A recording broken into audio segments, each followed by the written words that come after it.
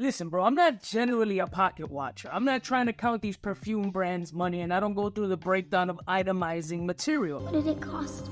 But a brand like Lattafa's gotta have some bread behind this game, because you're putting together wild presentations and keeping fragrances at this moderate $30 to $60 space, like the fragrance I'm going to showcase today. Now, I'm not in the perfume business of oils, material, etc., but I do know a little bit more than the average consumer, and some bottle pricing, especially to do custom, just on molds, is a little bit of bread.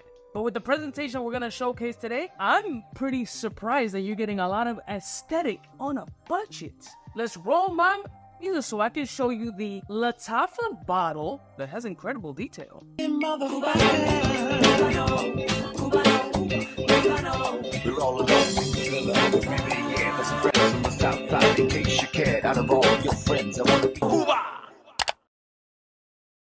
Listen, what about beautiful people? You know who it is. It's your boy C to the U to the B to the A. This presentation is beyond impressive. We've seen beautiful bottles in the niche space. I mean, I'm talking about glamorous, beautiful feeling, felted coffin style boxes with silk lining, dangly tassels with gilded gold. Oh, really? We've seen it all. But who else in the affordable space, designer or otherwise, is putting together a presentation like Mughal Fort? So you have this split box presentation, right? We crack this joint open right down the middle, and you have a whole building in the center of this piece for under $60. I'm talking about a whole Parthenon-looking presentation in metal, whether it be aluminum, stainless steel, whatever the hell it is. It's not cheap. Like, this is all real deal shit. As a matter of fact, let's try it out with a magnet.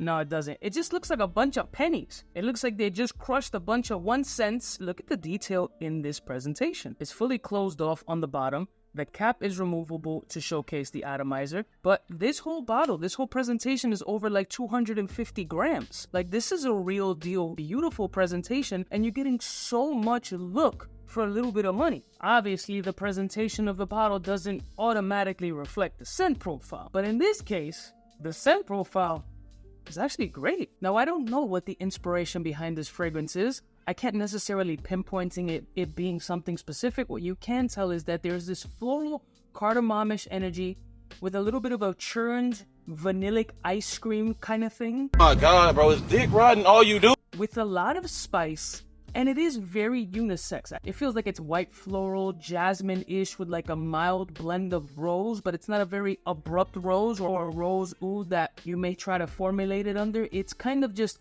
mild floral, spicy vanillic cardamom. Now, that's how it smells on this test strip. Now, I've only worn this fragrance once, and I'm going to give you an interpretation of what it was smelling like on skin. I'll respray it now just to get a little bit of a reminder, but it was like 2 days ago. So on the opening on the skin, you still get spicy. It's actually bright and slightly inviting. There is more of a floral component there, and there is this creamy, musky, vanillic kind of vibe. But what ended up on the dry down, which made it interesting and also a little bit weird, was this burnt sugary caramel kind of situation that was happening. That caramel or caramel didn't show up until like really almost full dry down, and it kind of turned a little weird off of my skin.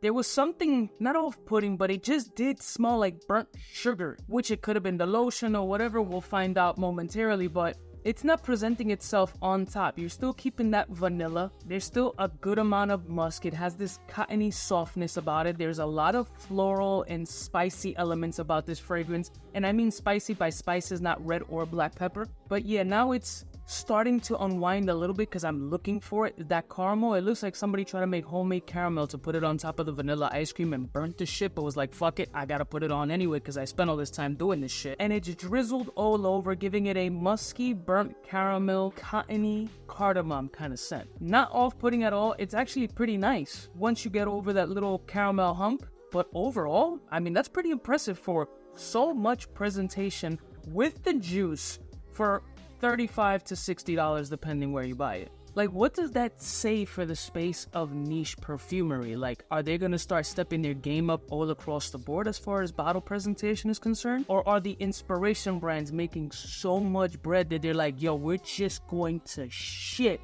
on your presentation, take your formula, put it in this badass presentation, charge you 300% less, and take over the world? Look, I'm rolling my own tampons. Because let's be honest, in the TikTok space with the yummy demographic, they not checking for niche shit. All they're checking for is designer maybe, but the Middle Eastern clone game has taken over. And I'm talking about millions and millions of views on these Middle Eastern clone brands, because these young kids are like, why? If I could get a bottle like this for $60, why am I gonna go to Sephora, Macy's, Nordstrom, Bergdorf to buy a $360 bottle that isn't as cool looking and they almost kind of smell the same? Is why a lot of us like the clone game. Like, not everybody's pocket is deep. Not everybody got $200, $300, $400 to spend on fragrance. Some of us do, and we like it and enjoy what it is and know that these brands are taking inspiration from them. Granted, they usually don't get one-to-one, but they'll take a little bit of this, take a little bit of that, concoct their own scent, put it in a crazy bottle, and charge you next to nothing and sell millions of units. Which, if we're gonna keep it real, perfumers share briefs all the time with different brands across the board. Yo, I want something that smells like a little bit Polo Blue with a little bit of Aventus with a sprinkle of Baccarat Rouge 540. So if that's what that designer brand is looking for, that perfumer will take that brief, use that as inspiration, and make their own interpretation. So are the clone brands doing much different? Debatable. But are they stepping up their game every time? Yeah, and they have to continue to step up their game, because if not, they're gonna plateau. So for me, on a scale of 1 to 10, this fragrance, I would rate it like a good 6, 8, almost 7 for a scent presentation. I mean, 8, 9.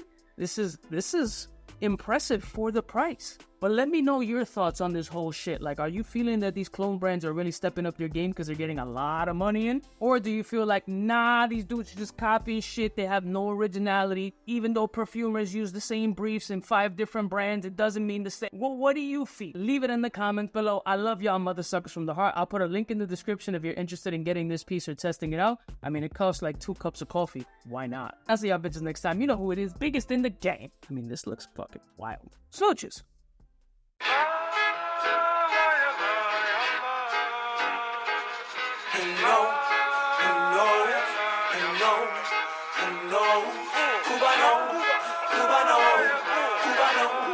Cubaknow, what's fresh, who's best? Wanna know who's gonna pass the test? For the fly gun holder, money folder, Motorola start tag when it's time to call back.